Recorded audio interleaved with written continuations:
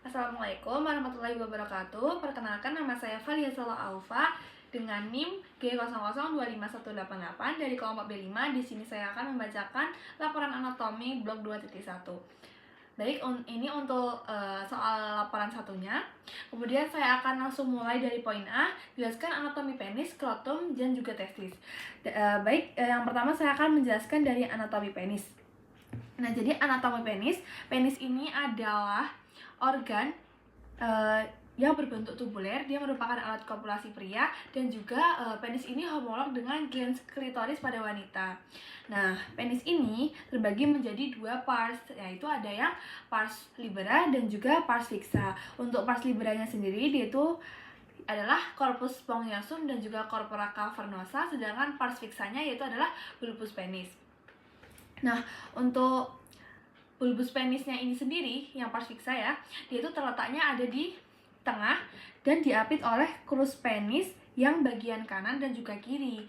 Dan dia ke bagian distal akan berlanjut menjadi corpus spongiosum dan juga glans penis. Sedangkan yang krus penis ini sendiri, dia itu terdiri dari struktur kanan dan kiri. Dan pada bagian dorsalnya nanti akan membentuk corpora spongiosa penis. Nah, kemudian nanti saya akan membahas bagian pars libera ketika dia itu dipotong ya. Nah, maka nanti akan terlihat seperti ini. Nah, yang ada dua ini itu namanya adalah corpora cavernosa, dimana dia itu terdiri dari dua corpus cavernosus, makanya namanya adalah corpora cavernosa. Nah, dia ini terletak di bagian dorsal dari penis, dan juga masing-masing korpusnya itu dia dilapisi oleh albuginia tebal, dan di bagian tengahnya ini terdapat arteri profunda penis atau arteri cavernosus.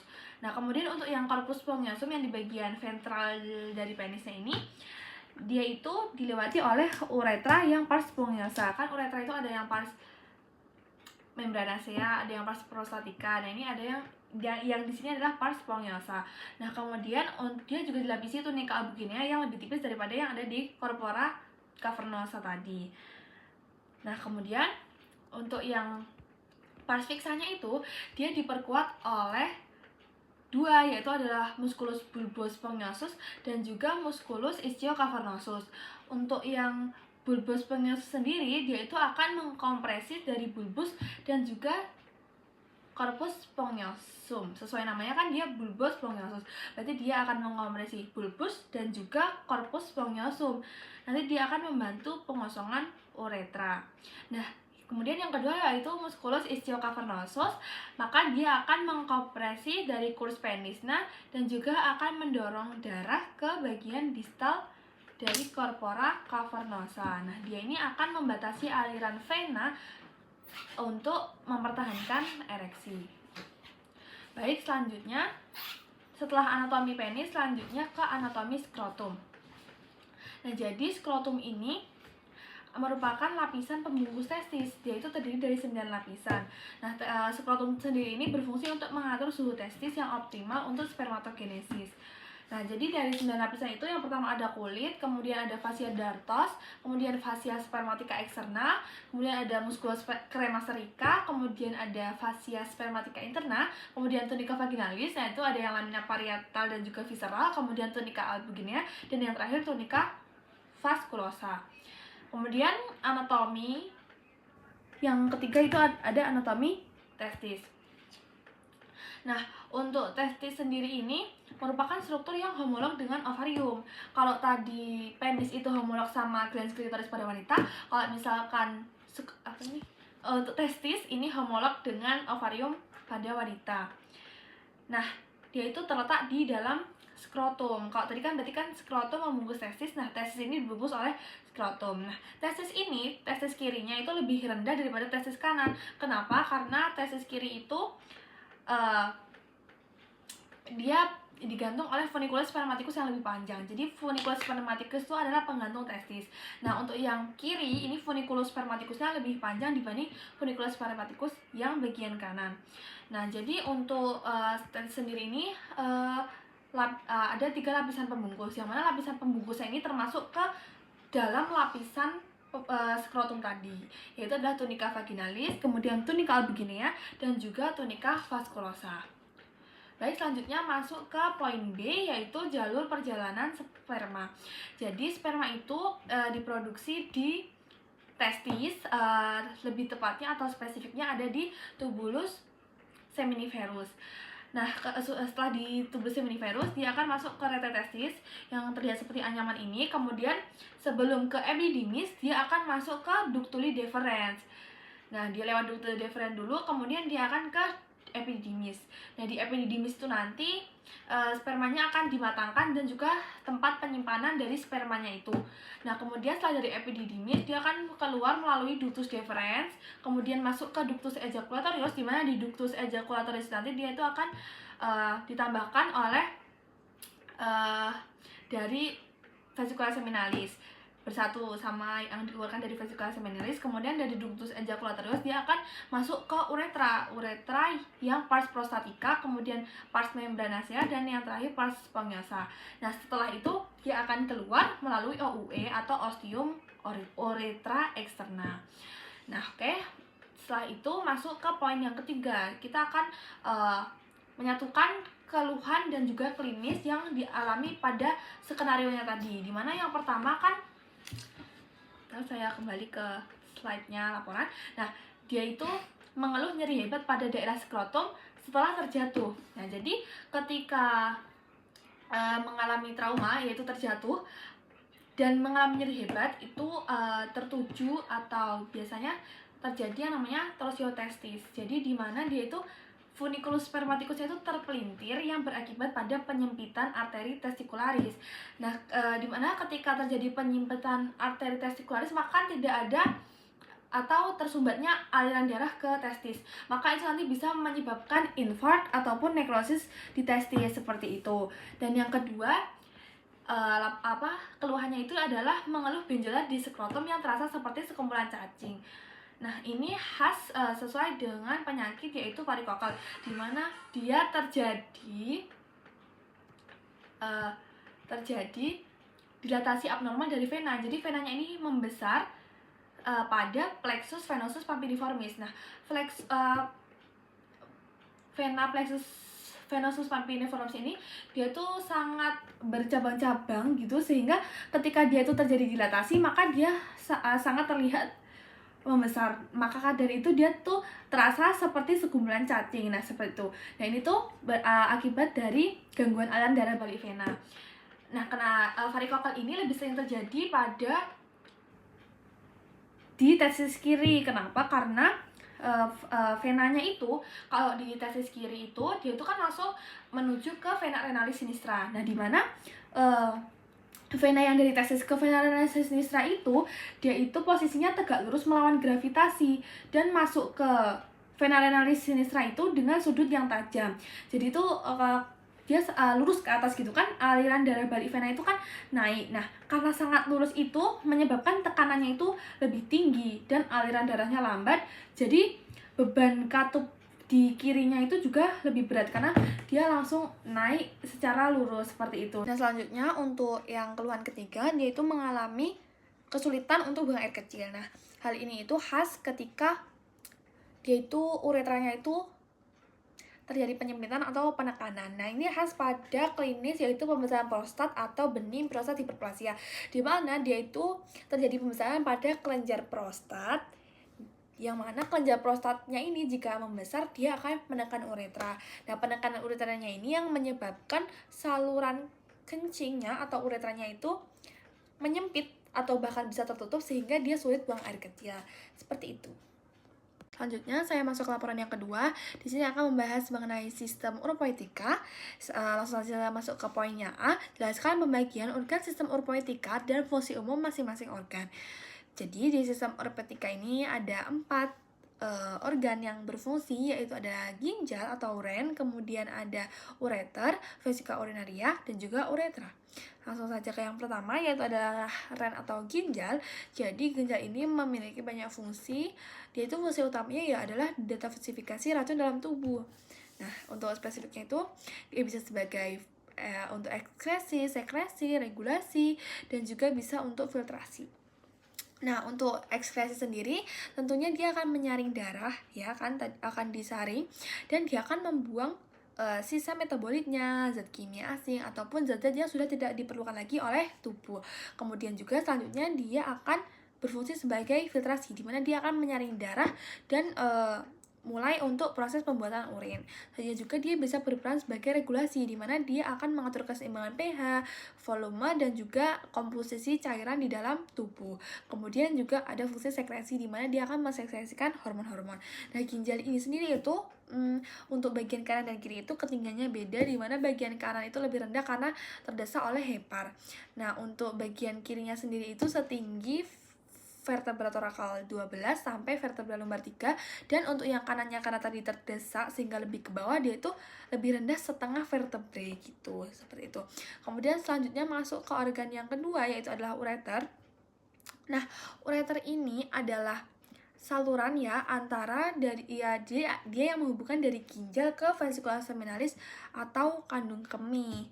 Nah, dia itu merupakan saluran muskular berbentuk pipa yang membentang dari ren atau ginjal ke fasies posterior vesica urinaria. Jadi dia itu masuknya melalui posterior dari si vesica urinaria itu. Nah, ureter ini memasuki apertura pelvic superior dan berjalan di anterior dari perjabangan anteri iliaca communis lalu ke lateral sepanjang dinding dan dasar pelvis, kemudian memasuki basis VU dalam posisi miring atau diagonal. Nah, jadi dia kan di bagian posterior tadi dan dia masuk secara diagonal, jadi bukan langsung lurus gitu loh, dia miring atau diagonal karena dia itu berfungsi untuk mencegah reflux urin ke ureter. Jadi agar saat VU itu penuh, dia tidak akan terjadi reflux kembali ke ureter. Nah, si ureter ini di dalam pelvis itu disilang oleh ductus deferens pada pria dan arteri uterina pada wanita. Dan ureter ini juga dia itu memiliki 3 penyempitan, ada di ureteropelvic junction, kemudian juga di bifurcatio arteri iliaca communis atau persilangan dengan arteri iliaca communis, dan juga yang terakhir saat memasuki vesica urinaria. Nah, 3 penyempitannya itu merupakan lokasi di mana sering terjadi batu ureter atau uretrolithiasis. Seperti itu. Kemudian organ yang ketiga yaitu adalah vesica urinaria atau kandung kemih, di mana dia itu merupakan kantong untuk menyimpan urin sebelum dikeluarkan. Nah, jadi dia itu terletak di cavum pelvis saat kondisi kosong, namun ketika dia terisi dia itu bisa mengembang ke superior hingga ke cavum abdomen gitu ya. Kemudian juga dia berbentuk seperti piramid, dia memiliki apex, basis, dan 1 fasies superior serta 2 fasies inferolateral. Nah, kemudian organ yang keempat yaitu adalah uretra. Uretra ini adalah saluran yang mana dia itu berawal dari basis vesica urinaria dan yang akan berakhir di ostium uretra externum. Jadi dia untuk mengeluarkan urinnya itu. Nah, untuk di pria atau uretra maskulina dia itu terdiri dari 4 pars ya. Ada pars preprostatica, ada yang pars prostatica, kemudian pars membranacea, dan juga pars spongiosa. Nah, di pars preprostatica itu berarti sebelum masuk ke prostatnya itu dia itu ada sphincter ya kan di situ, dimana kontraksi sphincternya itu mencegah aliran balik dari semen itu ke dalam vesica urinaria selama ejakulasi, seperti itu. Nah, untuk yang pars preprostatica ini adalah dari VU hingga prostat sepanjang 1 cm. Kemudian juga dikelilingi oleh musculus sphincter ureta internum yang tadi untuk mencegah aliran baliknya semen ke vesica urinaria saat ejakulasi, seperti itu. Kemudian juga ada yang pars prostatica.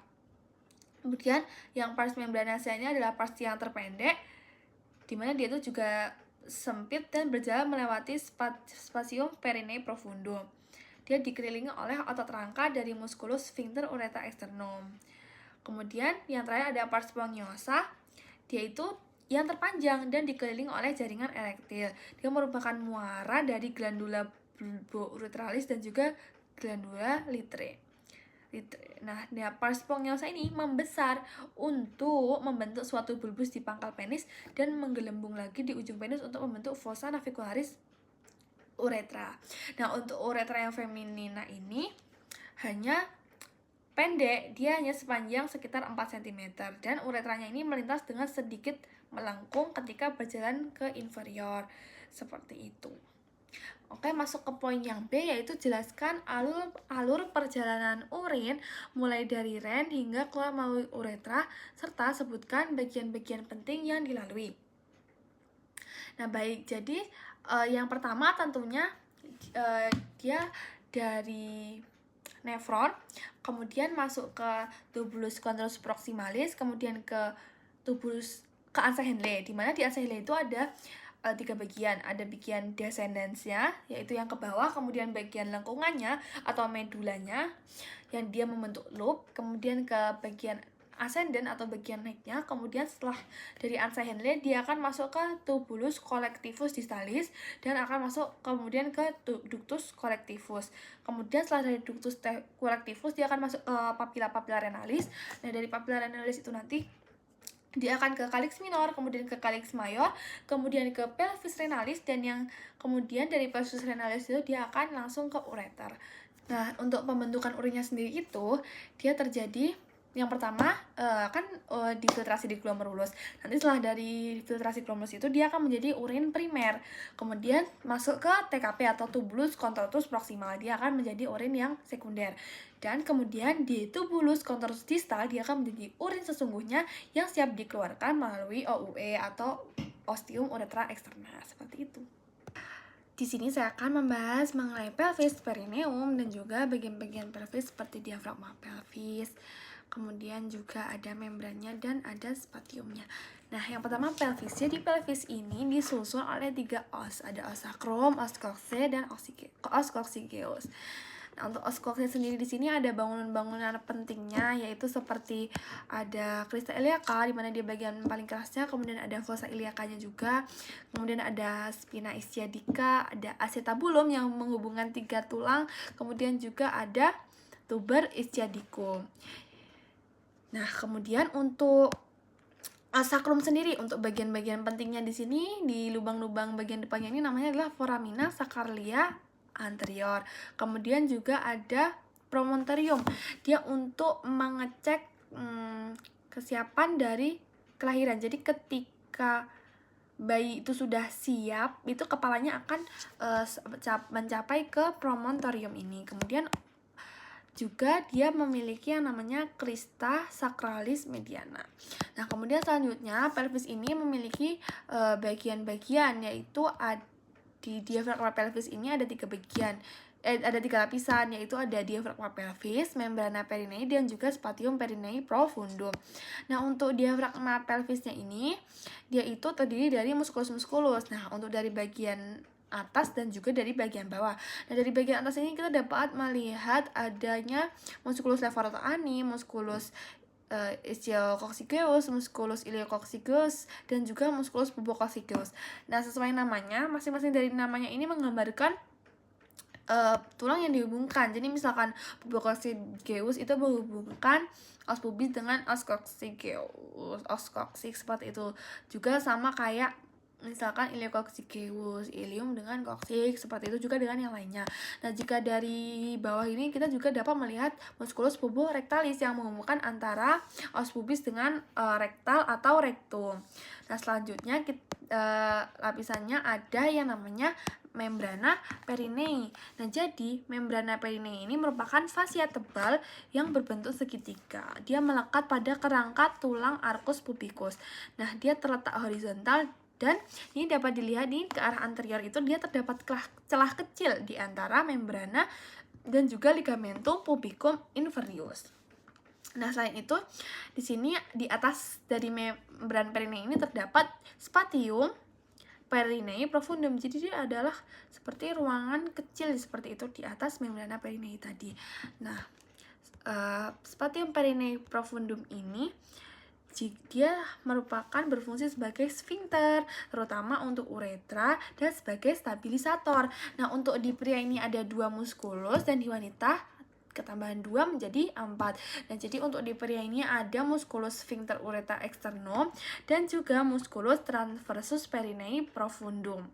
Nah, pada wanita ditambah 2, jadi sama seperti pia tadi yang musculus sphincter orectus sternum dan musculus transversus perineum profundus, tetapi ditambah musculus compressor uretra dan juga musculus sphincter uretrovaginalis. Seperti itu. Jadi di sini saya akan menjelaskan mengenai perineum. Jadi perineum ini letaknya ada di bawah dasar pelvis, yaitu bentuknya berlian yang kemudian dibagi dua oleh garis khayal menjadi bagian yaitu regio urogenital dan juga regio analis. Untuk yang regio urogenital ada di bagian anterior dan regio analis ada di bagian posterior. Nah, untuk regio urogenital ini ada yang untuk pria dan juga wanita. Untuk yang pria itu dia ditembus oleh uretra, sedangkan wanita selain ditembus oleh uretra, dia juga ditembus oleh vagina di bagian posterior dari uretra. Nah, untuk lapisan-lapisan dari paling superficial ke profunda antara wanita dan pria ini tidak terlalu beda, tapi dia itu ada sedikit modifikasi pada susunannya untuk yang wanita. Jadi untuk susunan strukturnya itu dari superficial ke profunda ada kulit, kemudian fascia perineum superficialis, kemudian ada fascia perineum profunda, kemudian ada spatium perineum superficialis, kemudian ada fascia diafragma urogenital, kemudian ada spatium perineum profunda, dan juga ada fascia diafragma urogenital yang superior. Seperti itu. Selanjutnya saya akan menjelaskan mengenai kondisi pada skenario terhadap klinis yang berhubungan dengan pelvis, terutama pada perbedaan pelvis pria dan juga wanita, kemudian bidang Hodge, serta episiotomi. Nah, yang pertama yaitu adalah perbedaan pelvis wanita dan juga pelvis pria. Jadi, untuk pelvis yang normal pada wanita yaitu adalah ginekoid, dan pelvis yang normal pada pria yaitu berbentuk android. Nah, untuk perbedaannya sendiri dari pelvis pria dan wanita, yang pertama dari aditus pelvisnya, untuk yang wanita itu lebih bulat dan untuk yang pria itu bentuknya seperti jantung. Jadi sebenarnya di sini tuh perbedaan dari pria dan wanita ini utamanya untuk memperhatikan fungsi di mana wanita ini untuk melahirkan bayi, sehingga dia memerlukan tempat yang tentunya lebih luas dan juga bisa untuk dilewati bayi yang akan lahir itu nantinya. Kemudian juga ada perbedaan di exitus pelvisnya, wanita lebih luas, pria lebih sempit. Kemudian ada di osakrum. Untuk wanita di sini osakrumnya itu pendek, kemudian luas dan kurang melengkung. Sedangkan di pria, dia ini osakrumnya panjang, sempit dan juga melengkung ke depan.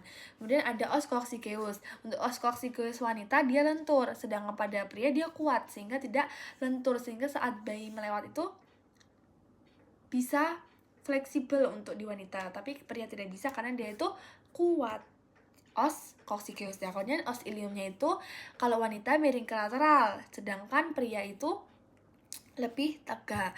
Dan untuk kemudian cavitas pelvikus itu untuk wanita itu dangkal dan luas, sedangkan untuk pria itu dalam dan sempit. Kemudian ada tulang pelvis, untuk wanita itu tipis, tidak kuat, sedangkan pada pria tebal dan kuat. Kemudian ada arcus pubisnya wanita itu membulat, dan untuk pria dia itu sempit.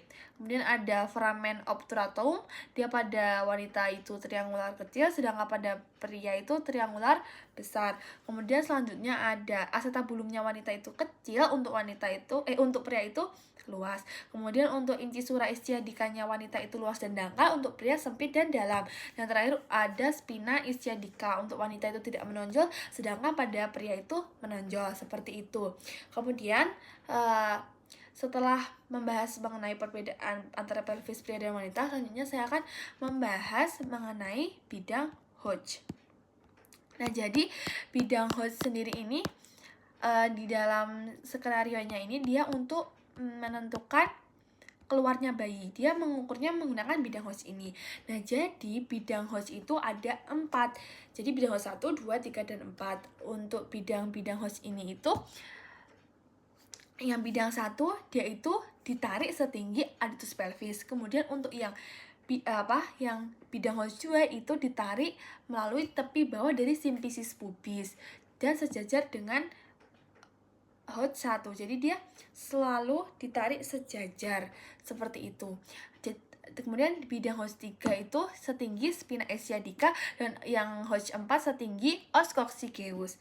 Nah, jadi tadi yang pertama itu adalah setinggi adductus pelvis, yang kedua itu di tepi bawah simfisis pubis, yang ketiga itu ada di spina ischiadica, dan yang keempat ada di os coccygeus. Seperti itu. Selanjutnya saya akan membahas mengenai episiotomi. Jadi tujuan dari dilakukannya episiotomi ini adalah untuk mencegah rupturnya dari musculus sphincter ani. Jadi ketika melahirkan, perineum itu akan meregang dan bahkan dapat sobek. Nah, jadi untuk mencegah dia bisa sampai ruptur si musculus sphincter ani itu tadi, maka dilakukan episiotomi. Nah, episiotomi ini terbagi menjadi dua tipe, atau ada dua tipe gitu. Ada yang median sama ada sayatan yang mediolateral.